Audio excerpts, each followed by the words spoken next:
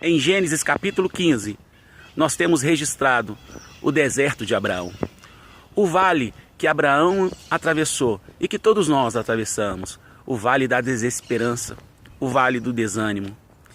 Nós temos ali o diálogo de Abraão com Deus. E no versículo 2, Abraão diz para Deus: Deus, será mesmo que eu vou receber a promessa? Já no versículo 8 ele diz: mas como eu saberei que receberei? Como eu tenho garantias de que a promessa se cumprirá na minha vida? Quantas vezes você e eu já não perguntamos isso para Deus? Já questionamos a Deus a respeito disso. E nós temos aí um grande exemplo, um esperançoso exemplo do nosso grande pai da fé, Abraão. Deus disse para Abraão: Abraão, eu sou teu escudo, eu garanto o teu presente. Eu sou também o teu grandíssimo galardão, eu garanto o seu futuro. E Deus orientou Abraão a fazer um sacrifício, que literalmente era o contrato que era estabelecido na época. Os contratantes contemporâneos de Abraão, eles pegavam animais, partiam os animais no meio e passavam de mãos dadas entre aquelas metades, para simbolizar que se qualquer um descumprisse aquele acordo, aquela aliança, aquele contrato, terminaria como um daqueles animais. E Deus orientou Abraão: Abraão, vamos contratar, vamos fazer um pacto, vamos fazer uma aliança. Parte aves no meio.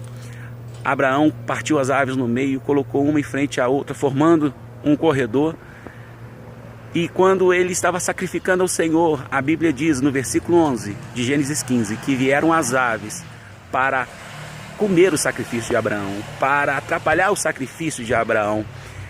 Mas diz a Bíblia que Abraão as enxotava. E é nesse ponto que eu quero me ater nessa manhã.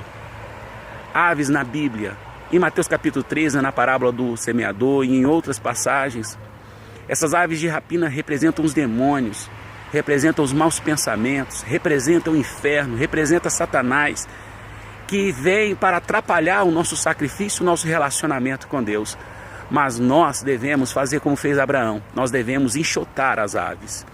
Nós enxotamos as aves quando nós lemos a Bíblia, quando nós usamos o nome de Jesus, quando nós obedecemos a palavra de Deus, quando nos mantemos fiéis ao propósito de Deus na nossa vida. Nós enxotamos as aves quando nós expurgamos da nossa mente os maus pensamentos. E preste atenção, eu não consigo impedir que um passarinho pouse na minha cabeça, mas eu consigo impedir que ele faça um ninho na minha cabeça.